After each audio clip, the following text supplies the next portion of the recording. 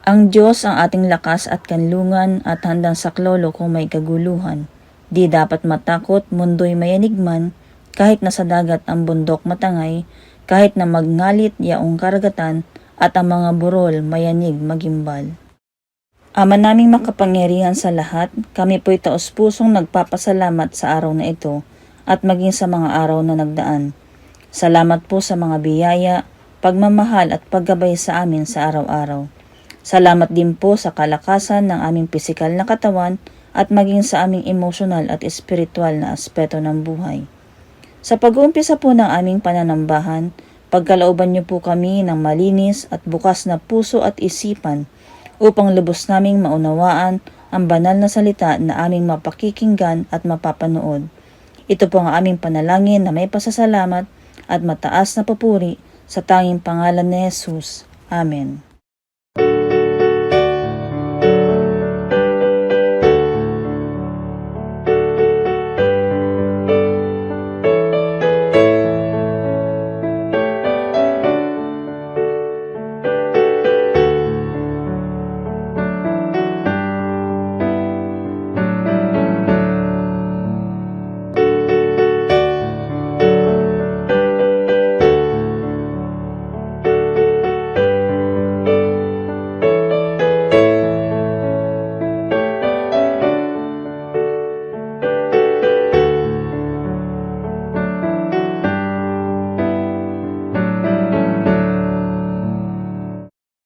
Tapat ang Diyos, banayad sa pagkagalit. Ipahayag natin ang ating kasalanan sa Diyos at ating kapwa at sa kapaligiran.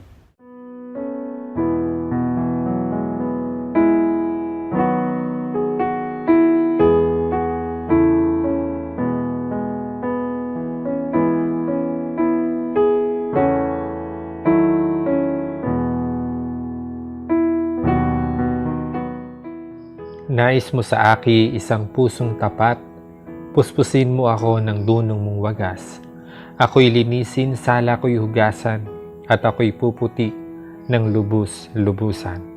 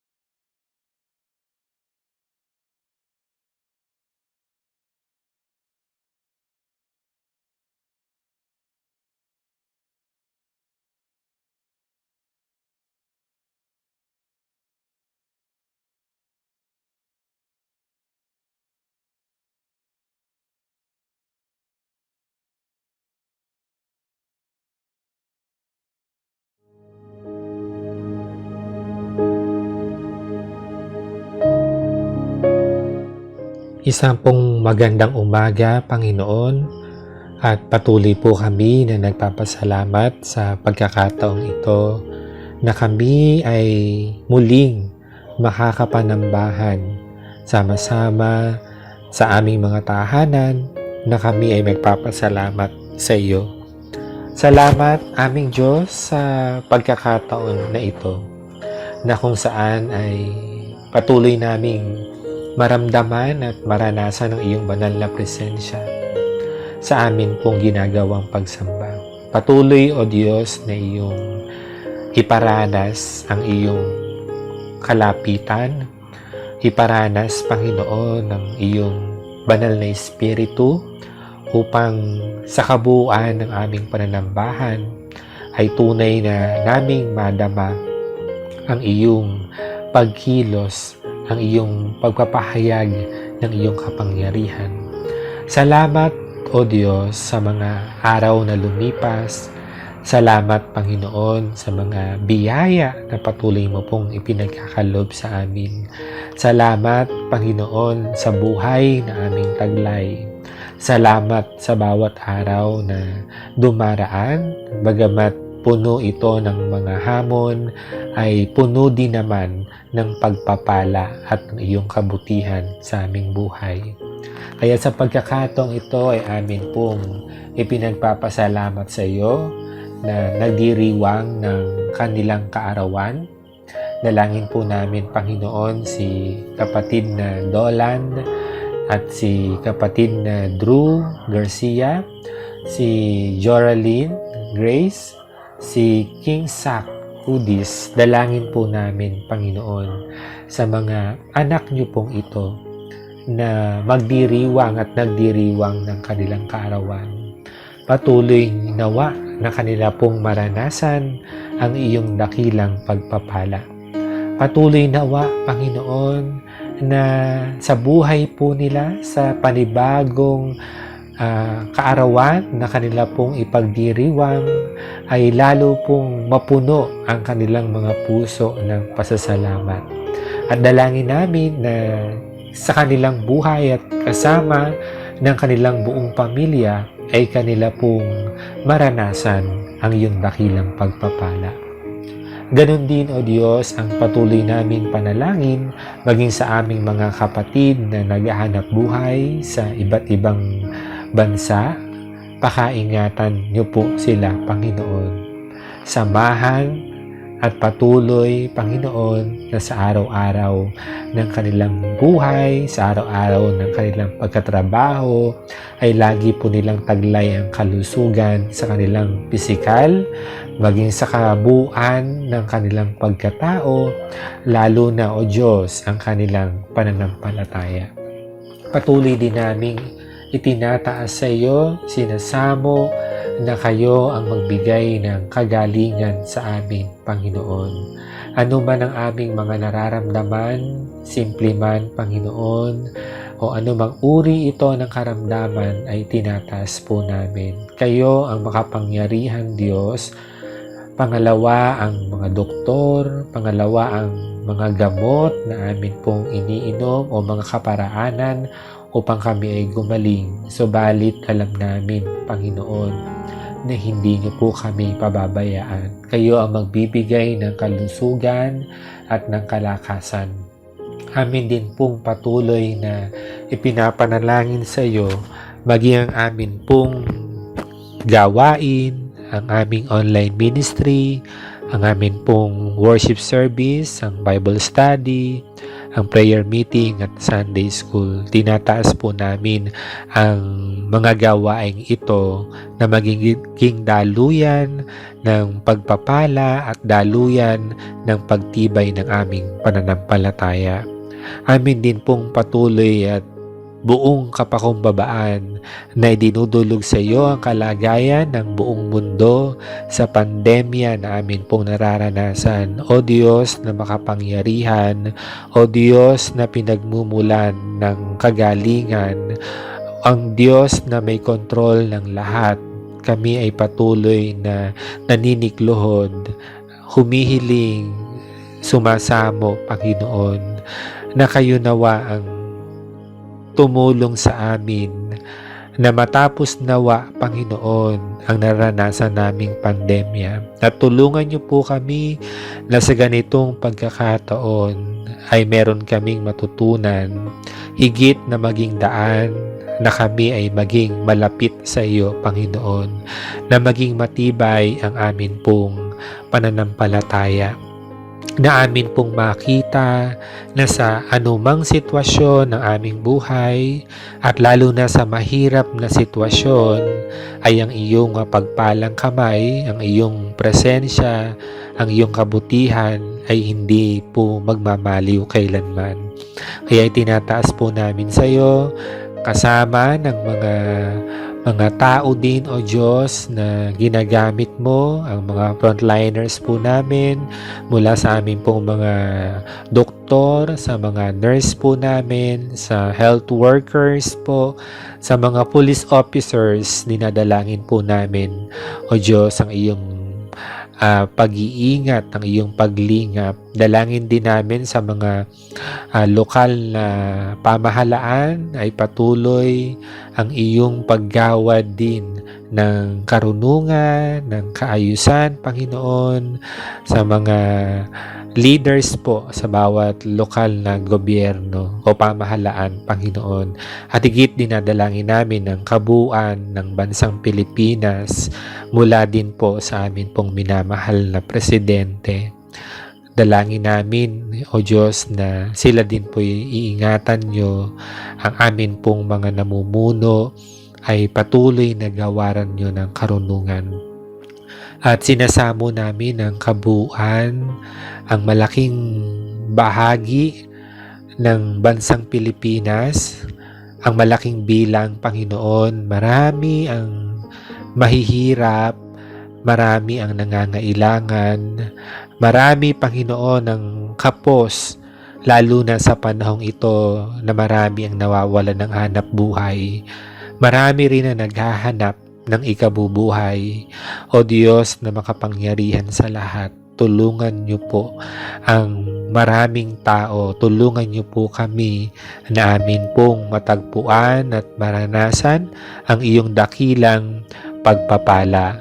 O Diyos, sa iyo namin din po itinatagubilin maging ang aming mga personal na kahilingan, mga panalangin, Panginoon. Nawa ay kayo po ang siyang magbigay ng katugunan. Dinadalangin din po namin, O Diyos, maging ang gawain po namin mamaya sa ganap na ika-1 ng hapon, ang Mission Month Fellowship via online. Dalangin din namin maging amin pong tagapagsalita, si kapatid na Drew, ay biyayaan niyo po ng karunungan at kapangyarihan ng banal na Espiritu upang amin pong maunawaan at amin pong magamit ito sa kung paano kami tutugon sa hamon ng pagmimisyon. O Diyos, dalangin po namin na sa aming buhay ay tunay nga na sa iba't ibang kaparaanan ay makapagbigay po kami ng kaluwalhatian sa iyo. Sa maliit man o sa malaki mang bagay, gamitin niyo po kami, Panginoon, na maging pagpapala din po sa maraming tao. Salamat, O Diyos, at sa iyo kami nagbibigay ng mataas na papuri at pasasalamat, at ang kabuuan ng amin pong pananambahan ay sa iyo po namin iniaalay. Salamat, itong aming panalangin ng may pagpupuri sa tanging pangalan ni Jesus na aming Panginoon at tagapagligtas. Amen.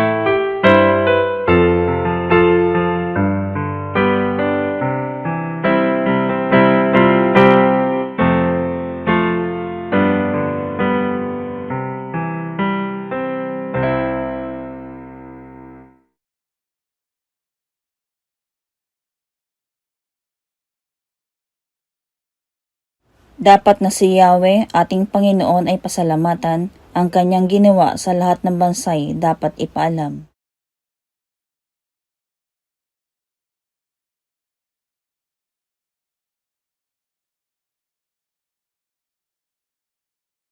Tayo ay magalak, yamang lahat tayo ay tunay na Kanya. Ang Kanyang pangalan, ang pangalang banal, napakadakila. Lahat ng may nais maglingkod kay Yahweh dapat na magsaya.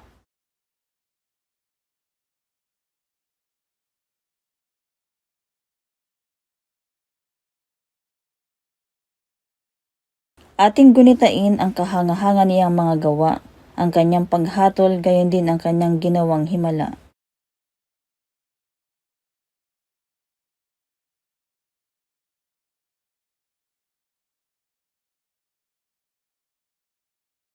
Ang Diyos na si Yahweh ang Panginoon, siya ang ating Diyos. Sa kanyang paghatol ang nasasaklaw buong sansinukob.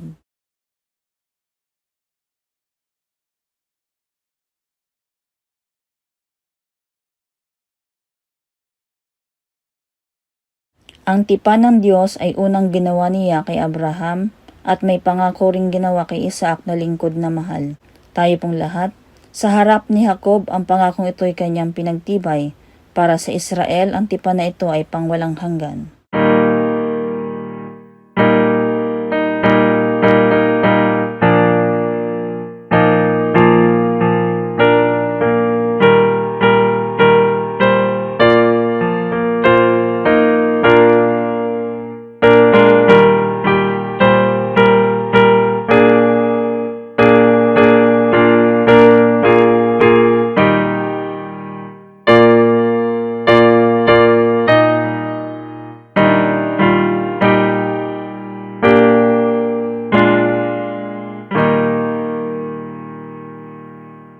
Para sa ating pagbubulayan, atin pong buksan ang Biblia sa aklat ng Exodo, Kabanata 3, talata 9 hanggang 13.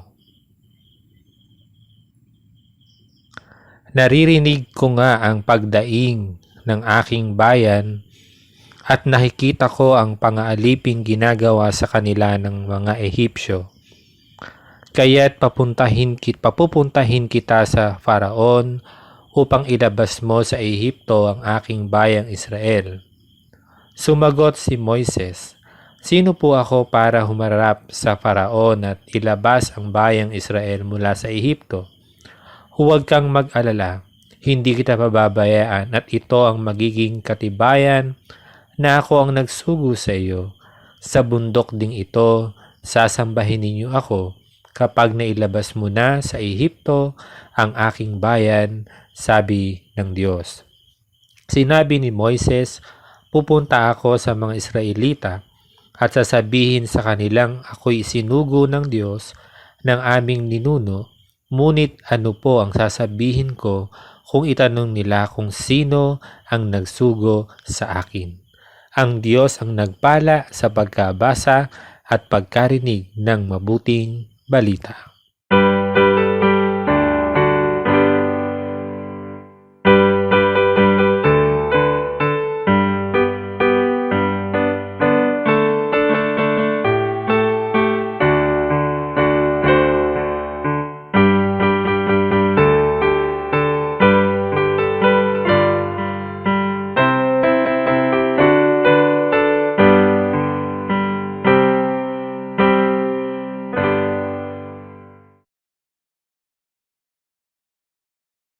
Isa pong mapagpalang umaga sa ating lahat, mga kapatid.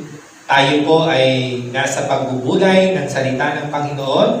Ang buwan po ng Agosto ay buwan ng pagbibisyon. Kaya sa linggo po, umaga po ito, ang ating pong tema, ito po ay galing sa ating conference. Binigay po sa atin yung outline na pwede pong magamit sa sermon. Ang title po ay Pursuing God's Mission in Times of Crisis, an Invitation to Serve. Tayo po muna ay manalangin.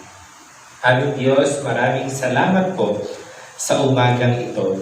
Salamat at kami ay muling makapagbubulay ng iyong banal na salita. Kami nawa ay gawaran mo ng karunungan na nagmumula sa iyo sa pangalan ni Jesus. Amen.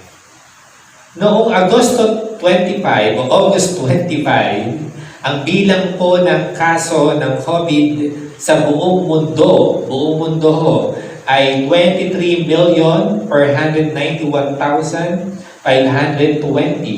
At dito po sa Pilipinas ay 197,164.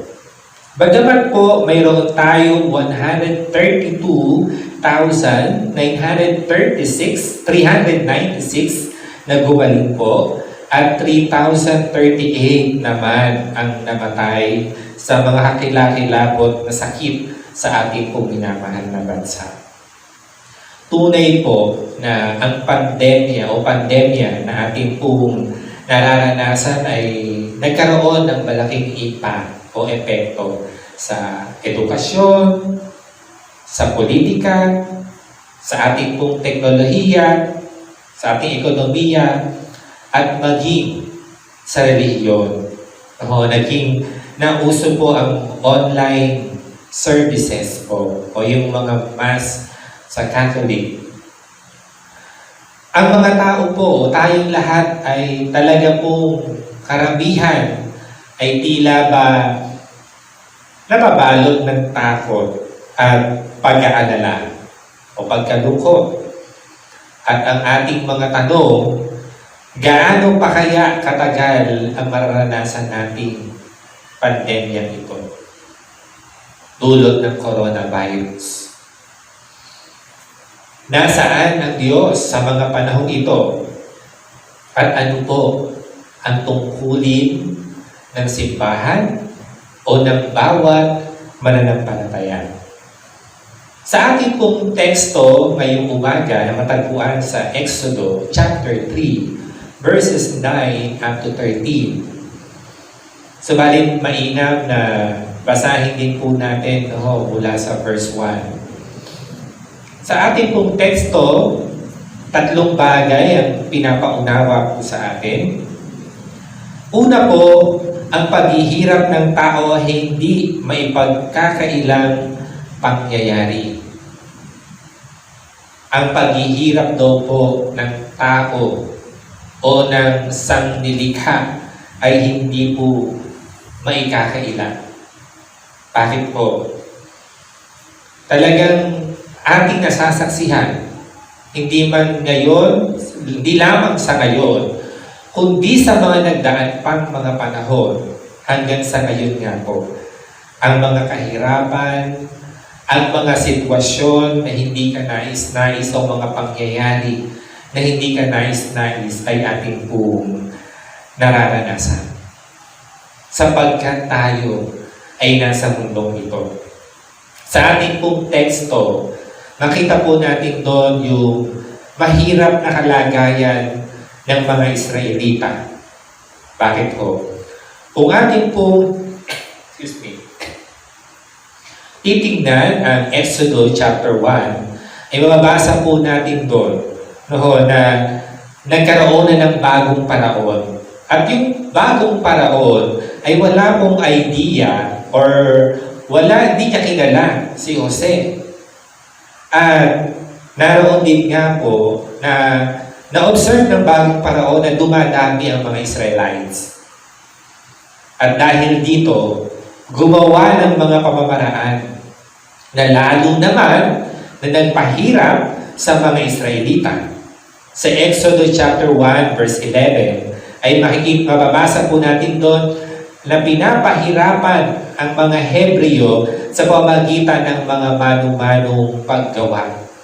Mga mabibigat na trabaho ay pinapagawa sa kanila. Sa Exodus chapter 1, verse 15 to 21, ay mababasa naman natin po doon yung pinag-utos naman ng Paraon sa mga kumadrona. Sa mga kumadrona na Hebreo na patayin ang lahat ng mga batang sanggol na lalaki. Pero ano nangyari? Sumunod ba ang mga kumadrona? At naandun din po sa verse 22 ng Exodus chapter 1 na ang mga bata, no, ay itatapon sa ilog Nilo, sa Nile River, ang bawat batang lalaki na Hebreo. So nakita ho natin yung sitwasyon ng mga Israelita, yung kahirapan, yung kawalang katarungan ay kanilang nararanasan. At maging sa ating kapanahunan, samut-sari ang ating pong mga nararanasan.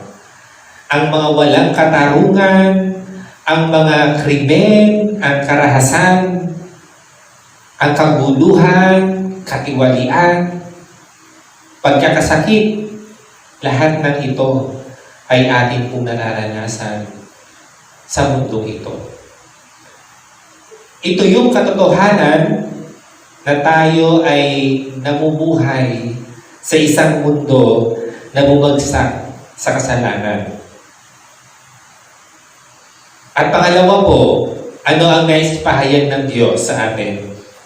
Dinirinig ng Diyos ang karaingan ng mga tao. Nailahad na po yung sitwasyon ng mga Israelita. O maging yung ating sitwasyon ay alam din ng Diyos.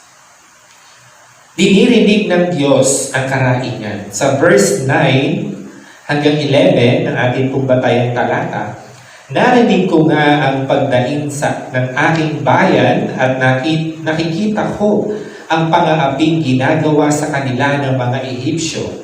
Kaya't papupuntahin kita sa Faraon upang ilabas mo sa Ehipto ang aking bayang Israel.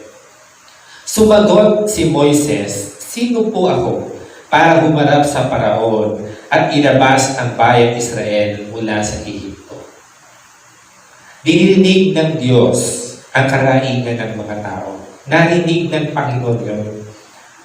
Na dito, na makita natin na ang Panginoon o si Yahweh ay hindi po siya sa walang bahala sa naranasan ng kanyang bayan ng Israel. Nakita ng Diyos ang pagdurusa ng mga tao sa Egypt o sa Ehipto. Narinig ng Diyos ang kanilang pagdaing sa mga umaalipin sa kanila. At nagmamalasakit ang Diyos sa kanilang pagdurusa. Kaya meron pong ginawa ang Panginoon. At upang maisakatuparan ang kanyang kalooban at alang-alang sa kanyang misyon, makikita po natin, nababasa naman natin sa buong banal na kasulatan na ang ating Diyos ay gumamit ng mga tao hindi perpekto. Mga tao hindi perpekto. Tulad po ni na Abraham, ni na Noah, at ni Moises nga po. At marami pang iba. Kaya sabi ho ni Moises, "Sino ako na dapat akong pumunta kay Paraon at ilabas ang mga Israelita sa Ehipto?" Pero ano ang tugon ng Panginoon sa kanya? At sinabi ng Diyos, "Sasamahan kita." Napakagandang pakinggan yun. Na hindi pinabayaan ng Diyos si Moses. At ganoon din naman po ang ginawa ng Diyos o ni Yahweh sa mga nauna niyang mga lingkod na kanyang tinawag. At maging sa ating kapanahunan, ang Diyos po ay dumirinig sa karaingan ng mga tao.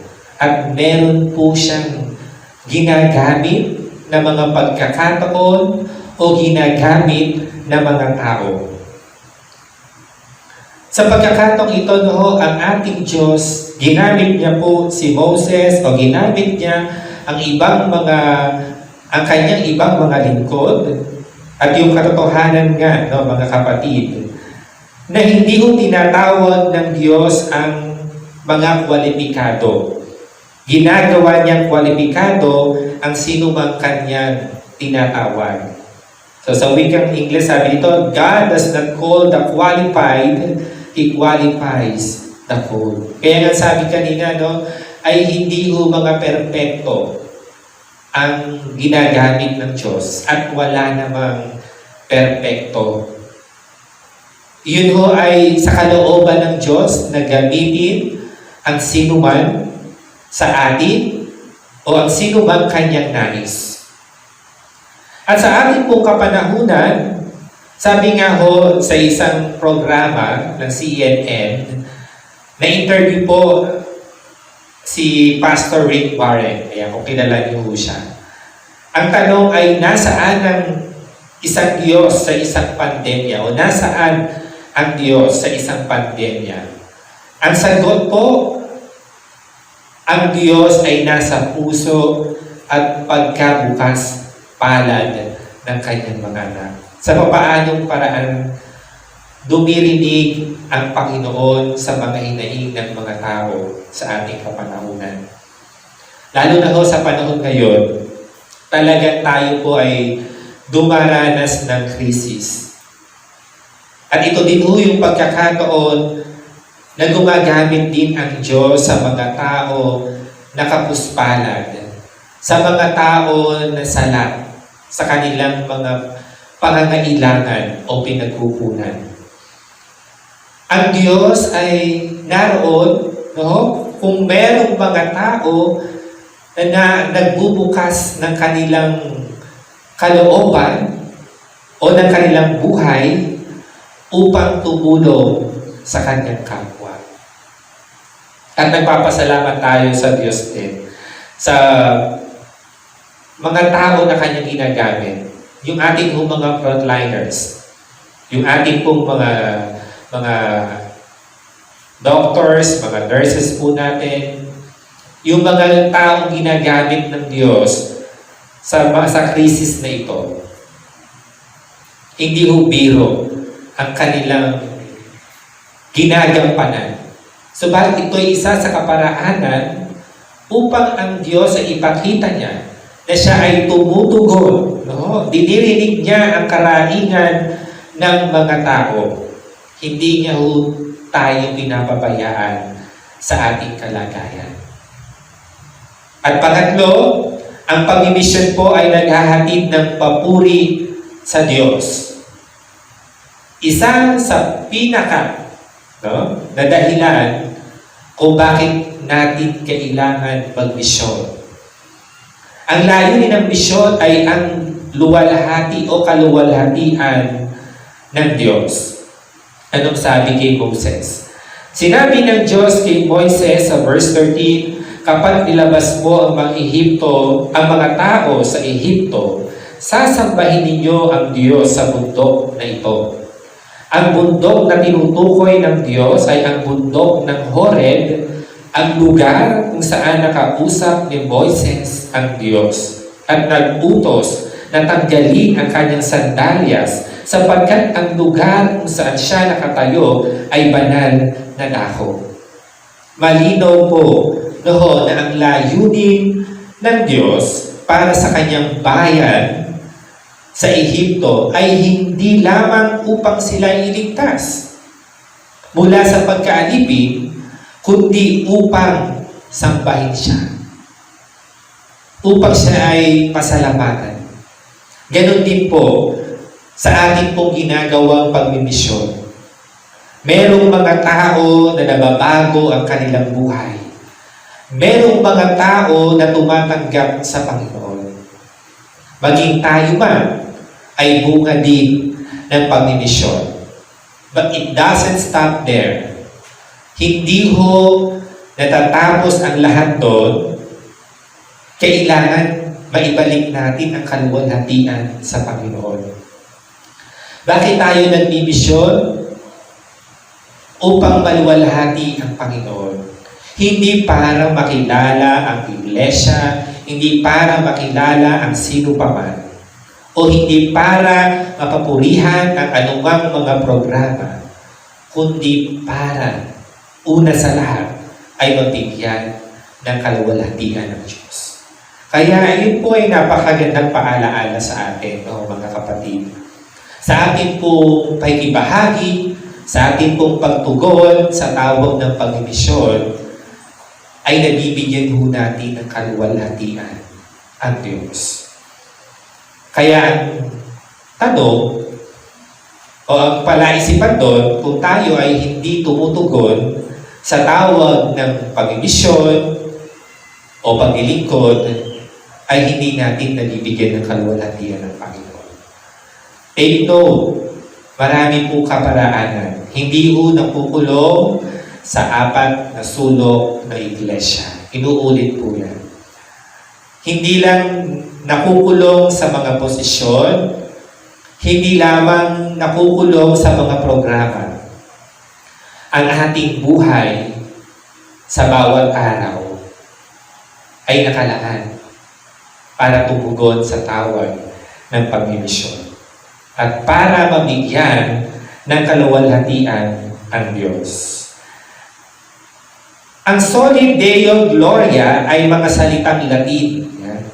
Salitang Latin po ang Soli Deo Gloria para sa kaluwalhatian ng Diyos. Ang Biblia po sa kabuuan ay tumutukoy lamang sa kaluwalhatian ng Diyos. Yung kabuuan ng Biblia. Ito ay naglalayon na mabigyan ng kaluwalhatian ng ating Diyos. Kaya nung sabi sa unang Korinto, chapter 10, verse 31, kaya nga kung kayo'y kumakain o umiinom o anuman ang ginagawa ninyo, gawin niyo ito.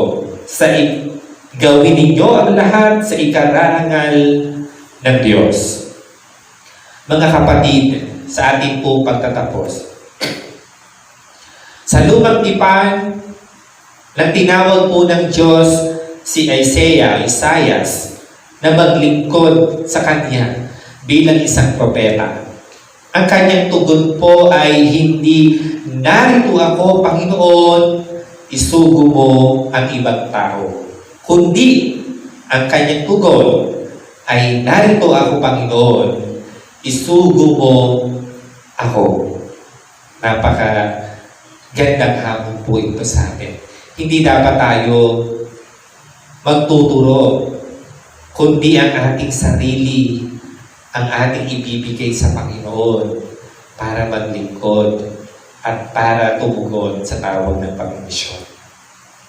Tinatawag ng Diyos ang bawat isa sa atin upang ituloy ang kanyang misyon sa panahon ito ng pandaigdigang pandemya.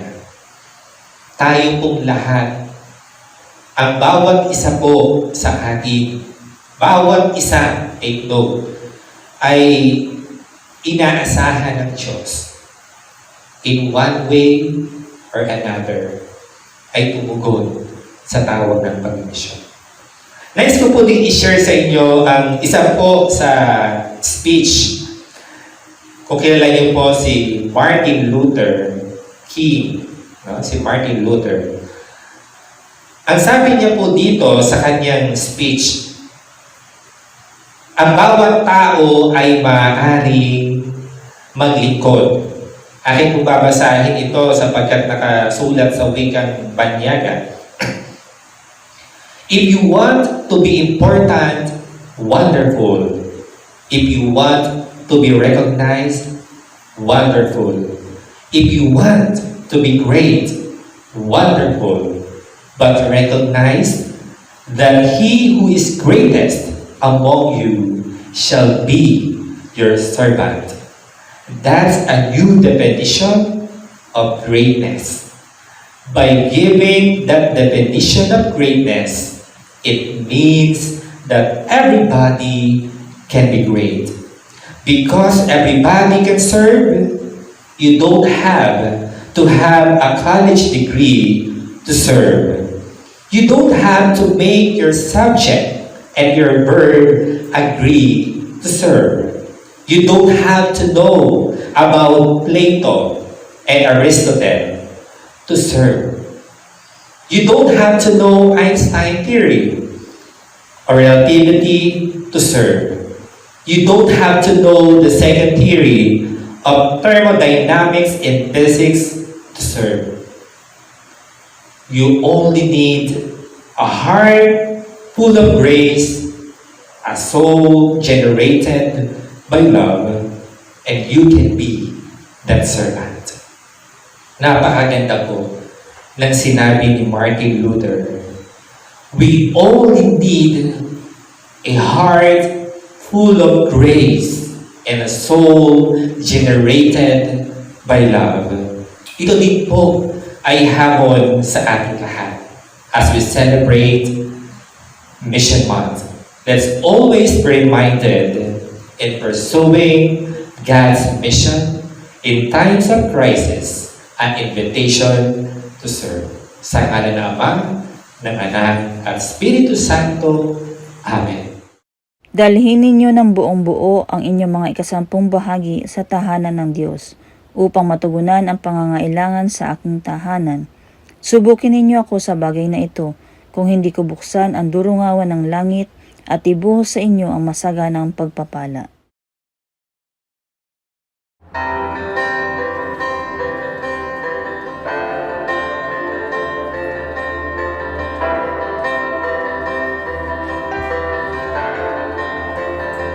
What gift of grace is Jesus my Redeemer?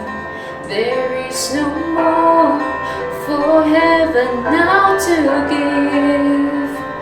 He is my joy, my righteousness and freedom, my steadfast love, my deep and boundless peace. To this I hold, my hope is only Jesus, for my life is only bound to His.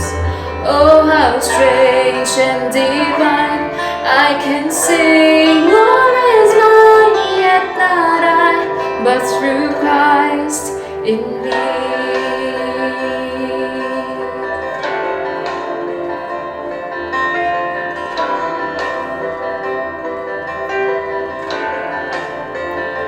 The night is dark, but I am not forsaken, for by my side the Savior He will stay.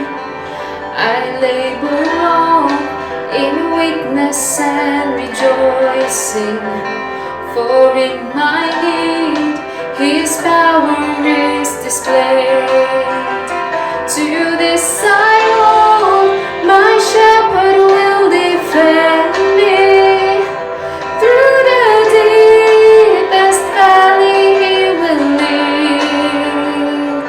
Oh, the night has been won, and I shall overcome, yet not I, but through Christ in me.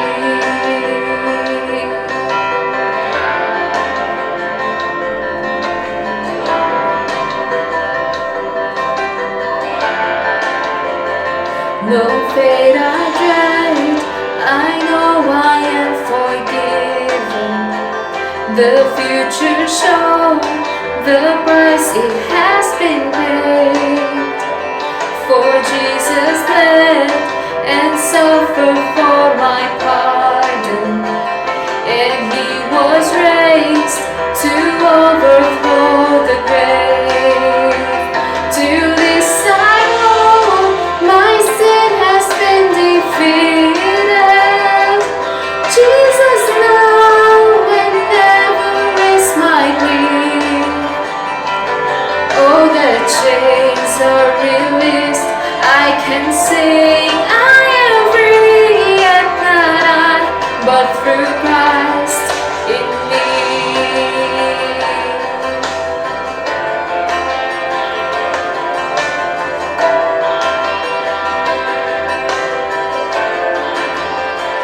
With every breath, I long to follow Jesus, for He has said that He will bring me home. And day by day, I know He will renew me, until I stand with joy before the throne. To this I hold, my hope is only Jesus. All the glory evermore to Him. When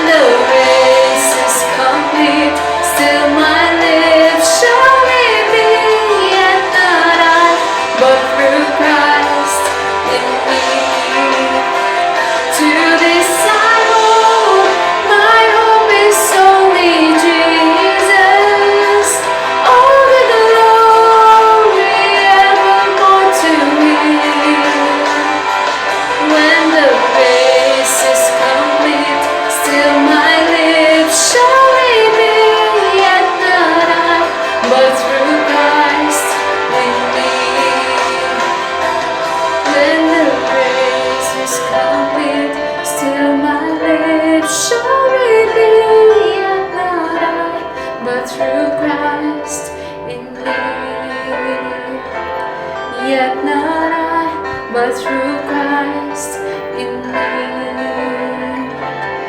Yet not I, but through Christ in me.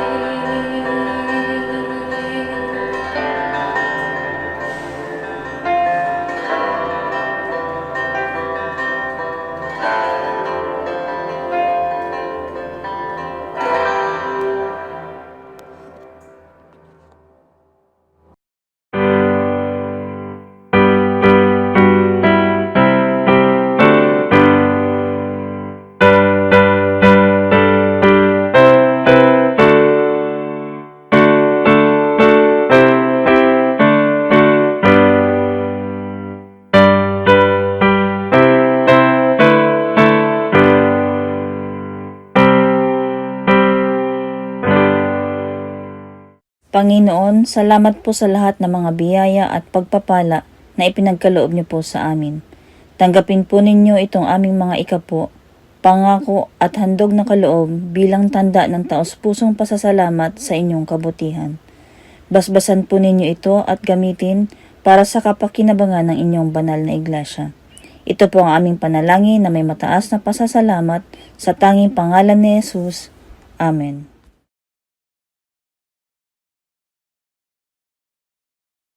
Sumasampalataya kami na ang Diyos ay kumikilos upang gawing isang bagong nilalang kay Kristo ang bawat tao at ang buong daigdig, na maging kanyang kaharian kung saan ang pag-ibig, katarungan at kapayapaan ay naghahari.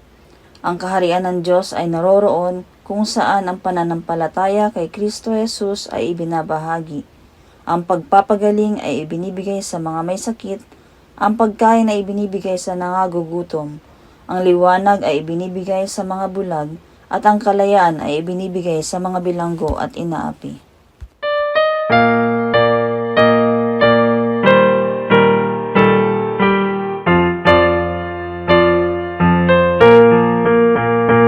Kay ligaya kung ako'y naglilingkod sa hari kong manunubos, kapayapa at kagalak ay lubos. Kung ako'y naglilingkod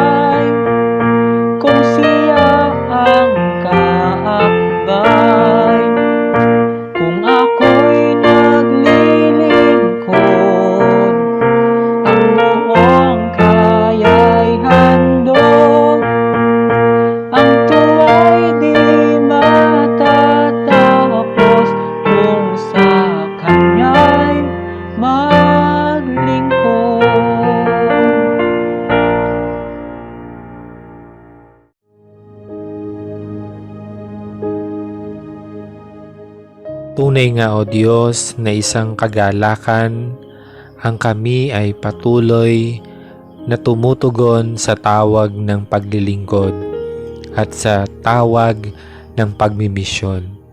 Salamat minsan pa ay inyo pong ipinaalala sa amin ang kahalagahan ng misyon na iyo pong nais na ipagpatuloy sa mga panahong ito.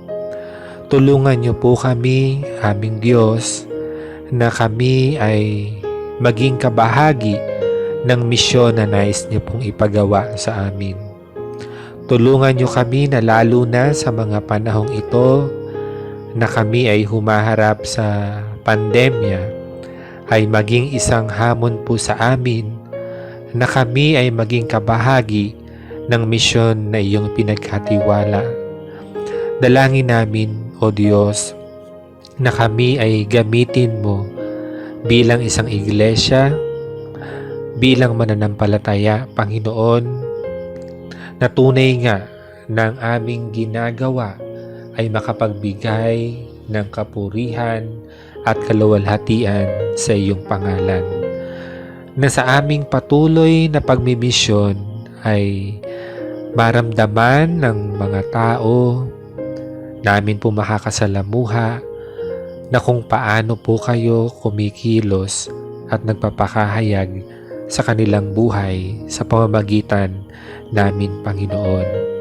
Kaya dalangin po namin, O Diyos, na sa mga panahong ito, kahit na tila ba mapaghamon ang amin pong nararanasan ng kalagayan sa aming buhay, ay tulungan niyo po kami na amin pa rin pong magampanan ang misyon na pinagkatiwala mo sa amin. Alam namin, O Diyos, ang bawat araw, ang bawat sandali, ang bawat pagkakataon, Panginoon, ay ibinibigay mo po sa amin upang amin pong magawa ang iyong nais, upang kami ay patuloy na makatugon sa iyong tawag ng paglilingkod at tawag ng pagmimisyon. Kaya hinihiling namin na kami biyayaan niyo po ng kapangyarihan na nagmumula sa iyo. Patuloy niyo po kami na gawin na matibay ang aming pananampalataya at patuloy na pagningasin ang apoy sa aming mga puso, sa aming mga buhay, na amin pong magampanan ang iyong nais, O Diyos. Muli, Panginoon, ay amin pong pinagkakatiwala sa iyo ang bawat mga araw na darating sa aming buhay. Amin pong hinihiling na iyo pong igawad ang iyong pagpatnubay sa amin, ang paggabay ng banal na Espiritu. Patuloy nawa na aming maranasan, Panginoon, sa mapaghamong panahon nito, Panginoong Diyos, ay maranasan po namin ang iyong nag-uumapaw at di masayod na pagpapala sa aming buhay. Gamitin niyo po kami, Panginoon, na maging pagpapala sa marami. Gamitin niyo po ang aming buhay na ipinagkatiwala mo sa amin upang kayo'y mabigyan ng kaluwalhatian. Salamat muli, Panginoon, at sa iyo namin ipinagkakatiwala ang mga darating pang mga panahon sa aming buhay. At amin pong inaangkin ang iyong pag-iingat, ang pagsama ng banal na Espiritu mula ngayon at magpakailan paman. Amen. Pagpalain ka nawa't ingatan ni Yahweh, kahabagan ka nawa't subaybayan, lingapin ka nawa at bigyan ng kapayapaan ni Yahweh. Amen.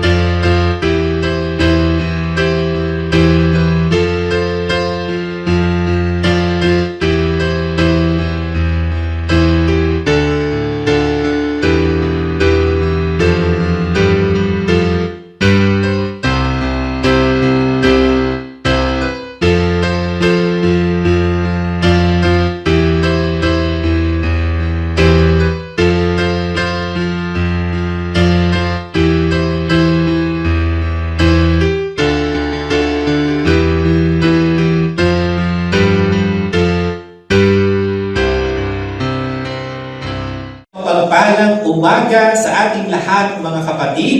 Sa Diyos ang papuri.